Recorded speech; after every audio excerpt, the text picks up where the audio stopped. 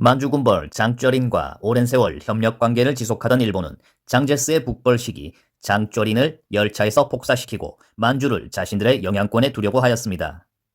하지만 장쩌린을 이어받은 아들 장쉐량은 만주를 가지고 통째로 장제스의 국민정부에 귀순해버립니다. 닥쳤던 개가 된 일본은 이때부터 무력으로 만주를 침탈할 계획을 구상하는데 그 중심과 선봉에 선 조직은 일본 정부도 일본 대본령도 아닌 바로 관동군이었습니다. 관동이란 중국의 산해관 밖 동쪽을 일컫는 것으로 만주 지역의 다른 별칭이며 이곳에서 남만주 철도 경비를 위해 일본에서 파병된 군대를 관동군이라 불렀습니다.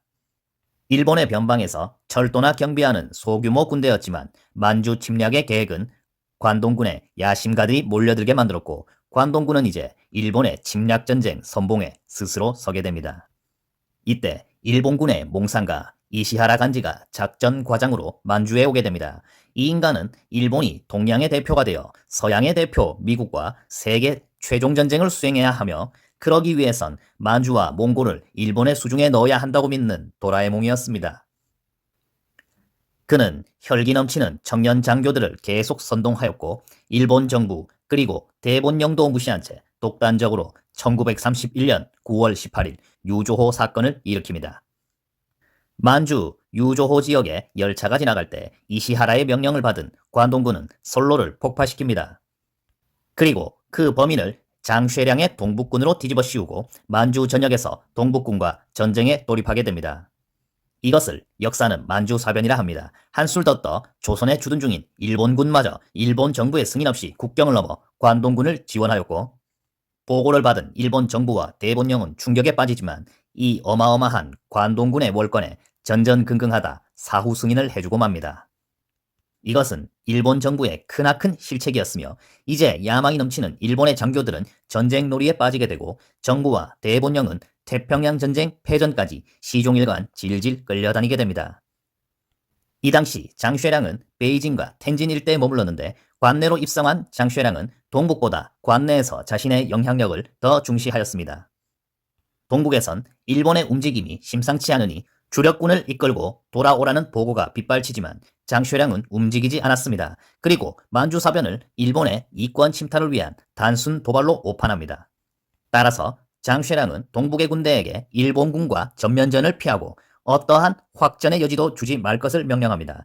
하지만 장쉐량이 주력 병력을 관내에 두고 희망 회로를 돌리는 사이 일본은 정광석화로 만주를 점령해버렸습니다. 그리고 대부분의 동북군은 무기력하게 후퇴하거나 일본군에 항복해버렸습니다. 그제서야 사태가 심상치 않음을 느낀 장쉐량은 뒤늦게 일본의 의중을 알아보기 위해 협상 테이블을 열게 됩니다. 왔니? 앉아라. 왔니? 내가 들어보니까네 네가 베이징, 텐진 전부 네가 관리한다며. 내 그 아이 건들게. 만주는 우리한테 넘겨라. 이 뭐 개소리야. 너 그 총 빼면 죽는다. 알았니? 자, 어떡할래? 그제서야 침략의 의도를 확실히 간파한 장쉐량은 금주의 방어선을 구축합니다. 하지만 관동군과 일전을 벌이기도 전에 후퇴하는데 이유는 바로 자신의 후방을 노리는 옌시산 등 타 군벌들 때문이었습니다. 일본의 침략 앞에서도 자신의 세력 확장만 염두에 두는 민족과 조국은 나몰라라 하는 중국 군벌들의 전형적인 이기적 행태였습니다. 한편 이 당시 국민정부의 장제스는 제3차 조공작전을 서둘러 중지하고 난징으로 복귀합니다. 장제스는 장쉐량에게 만주를 방어하라는 명령을 내리고 만주 침략의 부당함을 국제사회에 호소합니다. 혹자들은 장제스가 일본에게 무기력하게 꼬리를 내렸다고 하지만 사실 이 당시 딱히 장제스가 할 수 있는 건 없었습니다.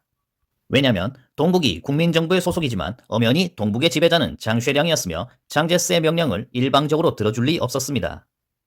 만주를 병합한 일본은 텐진에서 백수로 놀고 있던 선통제 부이를 황제로 만들어준다며 꼬셔서 데려와 만주국을 건국하려 합니다. 하지만 국제사회의 눈을 의식한 일본은 시선을 다른 곳으로 돌릴 필요가 있었고 일본의 선택지는 세계의 금융이 모여있는 동아시아 최대 도시 상하이였습니다. 1932년 1월 28일 일본 해군은 상하이를 공격하고 해군 육전대가 상하이 점령을 시도합니다. 이 사건이 바로 제1차 상하이 사변입니다. 이에 맞서 철군이라 불리던 최정예가 이끄는 중국 19로군이 상해 방어에 나서게 되고 일본 해군 육전대는 막대한 피해를 입게 됩니다. 그러자 일본 해군은 육군의 지원을 요청하게 되고 시라카와 대장이 사령관을 맡아 3개 사단 1개 혼성여단이 상하이에 상륙하게 됩니다. 참고로 시라카와 저 양반은 훗날 우리 봉길이 형님께서 로켓 배송한 핵존맛 도시락 폭탄에 맞아 뒤집니다. 일본 육군이 상륙하자 중국군의 상하이 방어선은 무너지게 되고 쌍방은 막대한 피해를 입었기에 적당히 타협하고 일단 싸움을 멈춥니다. 하지만 그 사이 1932년 3월 만주국이 수립되며 일본은 계획을 달성하게 됩니다. 분하지만 일단은 국내 정세 안정을 위해 짱제스는 일단 내부의 적인 공산당을 향해 4차 조공작전을 감행합니다. 하지만 폭주하는 관동군은 만주국의 영역에 열하성을 포함하고 이를 구실로 1933년 2월 21일 열하성을 침략하였습니다. 하지만 장쉐량은 자신의 마지막 영역이던 이곳을 지키지 못하고 그 책임을 물어 자리에서 물러났고 만리장성 이북은 모두 일본의 수중에 넘어갔으며 1933년 5월 장성 이남과 북경 텐진 사이는 비무장지대로 합의하는 굴욕적인 당고협정을 맺게 됩니다. 이것은 마치 과거 송나라가 연운 16주를 빼앗긴 것과 같은 굴욕이었지만 더 큰 시련이 중국 앞에 다가오고 있었습니다. 일본은 베이징 텐진 위에 기동방공자치정부라는 또 다른 괴뢰 정부를 수립합니다. 점점 노골적인 일본의 침략에 장제스는 하루빨리 공산당 및 반대 세력을 일소하여 중국의 역량을 하나로 모아 일본과 맞설 준비를 합니다. 하지만 1936년 겨울 시안 사건이 일어나고 국공합작의 움직임이 일어나려고 할 때 해를 넘겨 1937년 7월 일본군 강경파는 또다시 사고를 칩니다. 이름하여 노구교 사건, 진화 파견군 소속 일본군 병사 하나가 설사로 자리를 비운 사건을 실종으로 판단한 일본군은 중국군을 범인으로 몰아 전투를 개시합니다. 장셰량의 하야디 이 지역의 세력을 형성하던 숭조위안은 그저 일본의 관례적인 말썽으로 사태가 끝나길 바라며 계속 저자세를 유지합니다. 하지만 핑계거리를 찾은 일본은 전면전으로 확대시켰고 장셰량처럼 자신의 영역 보존을 위해 일본의 비위를 맞추기 급급했던 숭조위안의 매국적인 태도는 베이징, 텐진 일대가 일본군에게 모조리 점령당하는 불상사로 이어집니다. 이에 숭조위안을 더 이상 믿지 못하는 장제스는 일본과 전면전을 위해 대규모 군대를 북상시키는데 이 무렵 남쪽 상하이에서 또 다른 다이너마이트가 터집니다. 상하이 홍교공항에 일본 해군 육전대 장교가 무단으로 침입하려다 중국군에게 사살당하는데 이를 빌미로 1937년 7월 일본군은 난징을 거점으로 하는 장제스의 코앞 상하이에 제2차 상하이 사변을 일으켜 대규모 공세를 감행합니다. 한 병사의 설사가 이제 장장 8년을 끄는 동아시아 최대 비극이자 중일은 물론 세계사의 향방을 가를 중일전쟁으로 번졌던 것입니다. 1937년 8월 13일 일본군은 상하이에 상륙을 합니다. 하지만 중국군의 방어는 예상보다 견고하였고 일본은 많은 사상자를 내게 됩니다. 일본은 10만이 넘는 군대를 계속 증파하였고 이에 질세라 장제스 또한 70만이 넘는 군대를 상하이 전역에 쏟아붓습니다.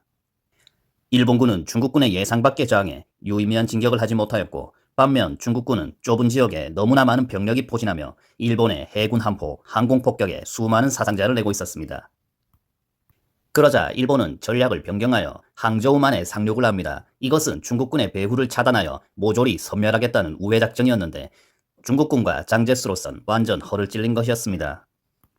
포위될지도 모른다는 위기감이 번지자 중국군의 후퇴 명령이 하달됩니다. 그럼 다시 한번 중국의 실수를 되짚어보겠습니다.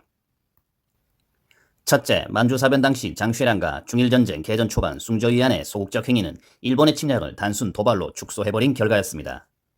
반면 2차 상하이 사변 장제스의 실수는 일본의 공격 의도를 1차 상하이 사변과 유사하게 판단하여 아예 일본의 상륙군을 초전 박살내어 전쟁 초반 기선을 확실하게 제압하고 동남쪽을 넘보지 못하게 하려는 의도였습니다.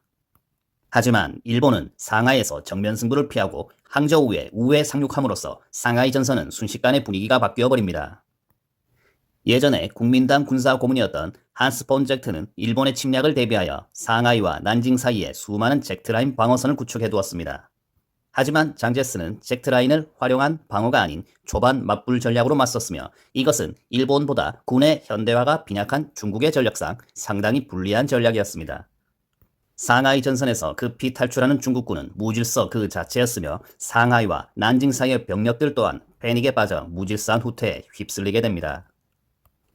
따라서 곧바로 추격해오는 일본군에 맞서 난징의 방어 또한 불가능해졌으며 장제스는 수도를 중심으로 방어 거점을 양자강 중류 우한으로 옮기기로 합니다. 이 시기 최초 중일전쟁이 발발한 화북전선 또한 일본군에 무너졌다는 암담한 소식이 전해집니다. 장제스의 직계 정예군의 대부분을 상하이에 투입한 데다 한푸쥐, 류즈 등 어러지 같은 군벌들은 공동작전을 무시하고 자기만 살려고 후퇴해버리고 측면과 배후가 뚫린 화북의 연합전선이 무너져버린 결과였습니다.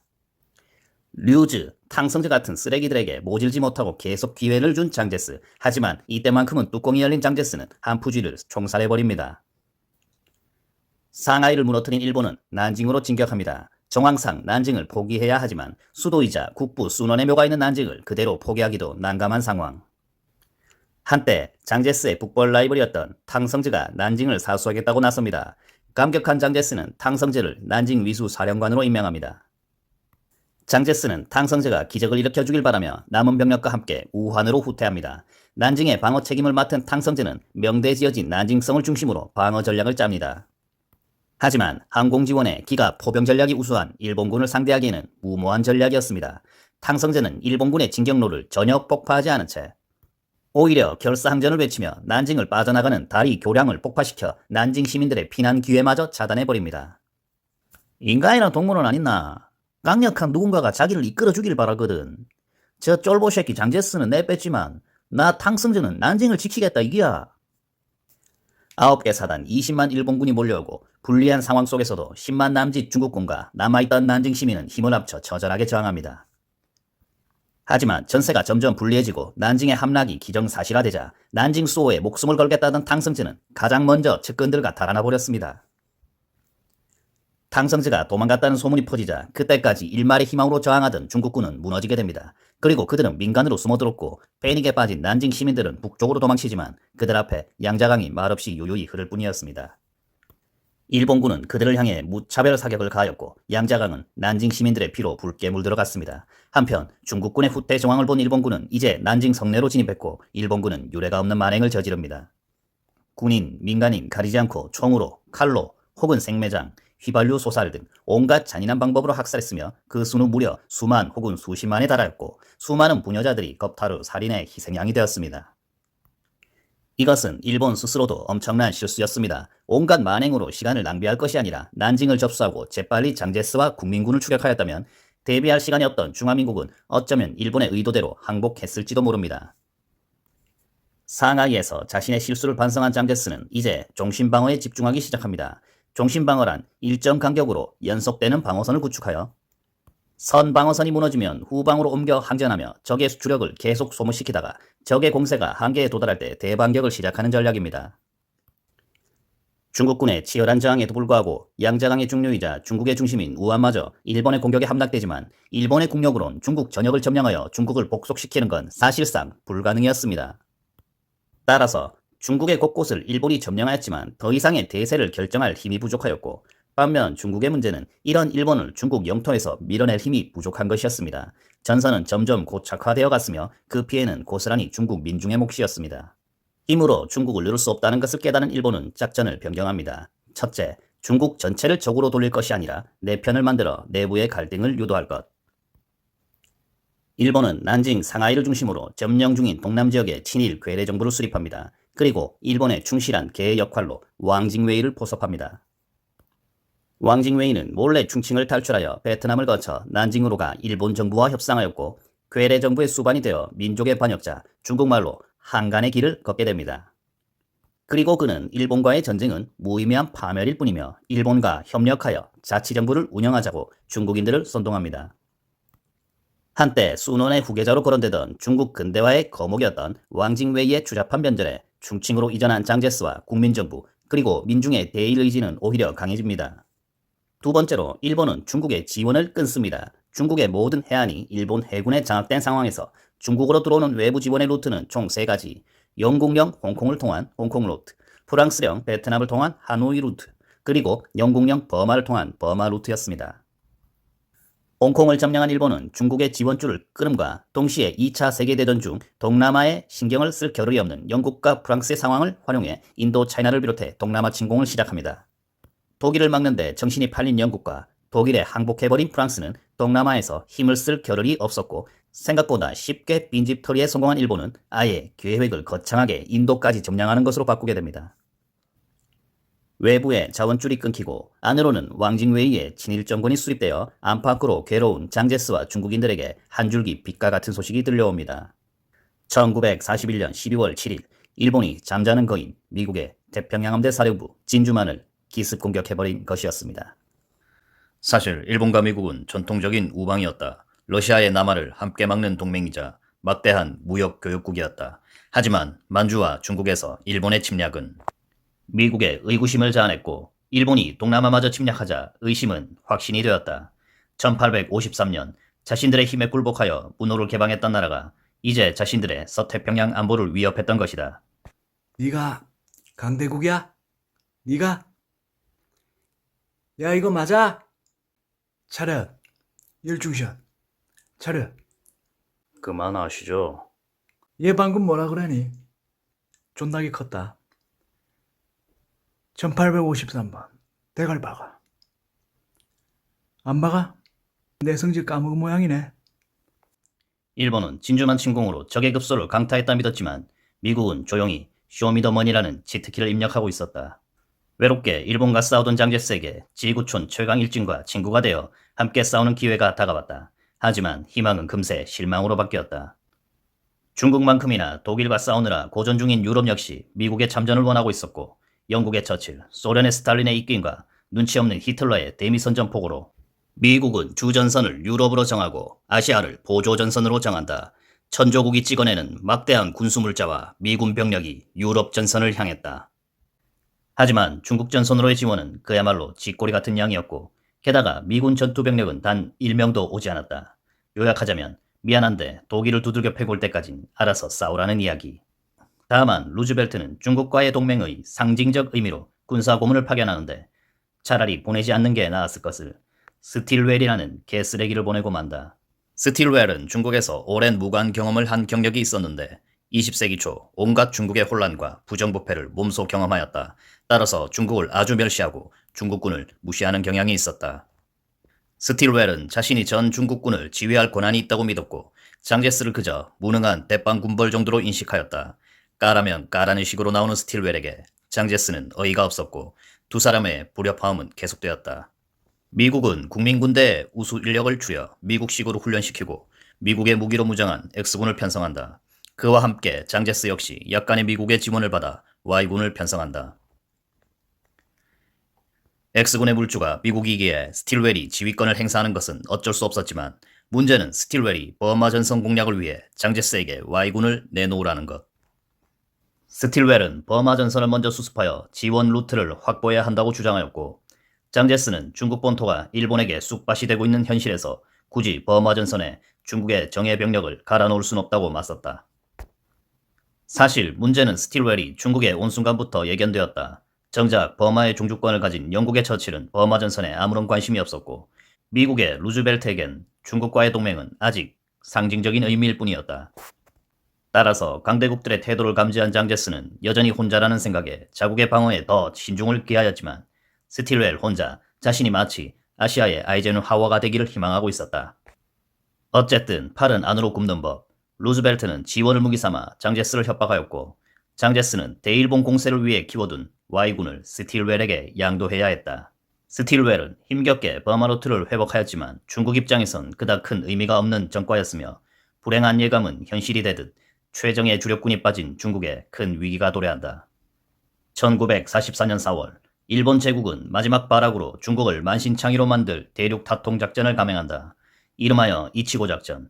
이 작전의 첫째 목표는 중국을 남북으로 관통하여 남북으로 이어진 중국과 동남아, 만주, 조선을 철도로 연결해 전쟁에 필요한 물자 보급을 하겠다는 것인데 태평양의 제해권과 수송로를 미국에게 빼앗긴 상황에서 나온 북녀 지책에 불과한 개소리였다. 두 번째는 중국 남부의 비행장을 점령하여 일본 열도의 미군 공중폭격을 차단. 하지만 이 시점에 사실상 사이판 등 태평양 섬이 미국에게 점령당해 일본 열도가 이미 B-29 폭격기의 사정권에 들어간 상황이었기에 이것도 잠꼬대에 불과한 소리. 마지막으로 중국을 아주 만신창이로 만들어 중국의 항복을 받아내 연합국의 한 축을 무너뜨리겠다는 건데 아무리 작전이 성공해본들 충칭에 있는 장제스가 이제와 항복을 할 리도 없으며 설사 중국이 항복한다 한들 이것으로 미국을 비롯한 영국, 소련 등 연합국 진영에 전쟁 의지를 꺾을 가능성은 1g도 없었기에 이건 정말이지 개가 잠꼬대하는 소리였다. 하지만 전략적으로 무의미한 작전이었지만 대륙 타통 작전은 전술적으로 성공한다. 대규모 공세를 준비하던 중국군은 오히려 일본의 선제 공격을 당해 65만 병력과 수많은 장성들이 전사하는 괴멸적인 피해를 입고 말았다. 또 하나의 손실은 이 당시 미국에선 대일전에 관한 두 가지 견해가 대립하고 있었는데, 첫째는 중국과 합동하여 중국 전선에서부터 일본을 밀어내 열도에 상륙하는 방안과, 두 번째는 중국을 배제하고 미국 단독으로 태평양을 거쳐 일본에 상륙하는 방안이었다. 하지만 대륙 타통 작전의 결과로 만신창이가 된 중국을 본 미국은 후자를 선택하게 된다. 중국을 보는 미국의 시각이 전후에서 뒤치다거리가 필요한 환자로 격화된 것이었다. 화가 난 장제스는 동맹이고 나발이고 간에 스틸웰을 해임해줄 것을 요구했고, 루즈벨트는 이를 받아들여 스틸웰을 해임한다. 그리고 후임으로 웨드마이어가 부임하는데, 스틸웰과는 180도 다른 태도를 보인다. 장제스를 무시하며 중국이야 어찌되든 자신의 전공을 위해 막무가내로 행동하던 무능력한 똥별 스틸웰과 달리, 웨드마이어는 중국의 유일한 합법 정부는 장제스 정권이라 못 박아 장제스의 위신과 지위를 지켜주었으며, 작전 회의에는 언제나 장제스를 참석시켜 서로 존중과 공조를 이끌어냈다. 일본의 천운이 다하고 일본의 세력은 쪼그라들고 있었다. 반면 외부 지원으로 숨통이 트인 국민군은 힘을 키워 점점 일본의 점령지를 되찾아 나갔다. 하지만 여전히 중국 곳곳에 일본군이 알박기를 하고 있었고, 이들을 퇴치하기 위한 중국군의 노력이 착실히 진행되는 그때 1945년 8월 15일 원자폭탄 2방에 그로기가 된 일본이 항복을 해버렸다. 정말이지 자고 일어나니 갑자기 전쟁이 끝난 것이다. 동년 9월 9일 국민당은 감격스러운 일본의 항복 서명을 받았다. 하지만 장제스의 머리는 더욱 복잡해졌다. 만신창이가 된 중국을 어떻게 재건할 것인가? 그리고 갑작스러운 항복으로 중국에 남겨진 100만에 가까운 일본군은 어떻게 무장 해제할 것인가? 하지만 무엇보다 큰 문제는 중일전쟁으로 인하여 서북 쪽으로 몰아넣었던 그들의 봉인이 해제된 것이었다. 장제스는 그들의 수장을 충칭으로 부르기로 결심하는데, 어이 장제스, 네가 오락하면 내가 가야 되나?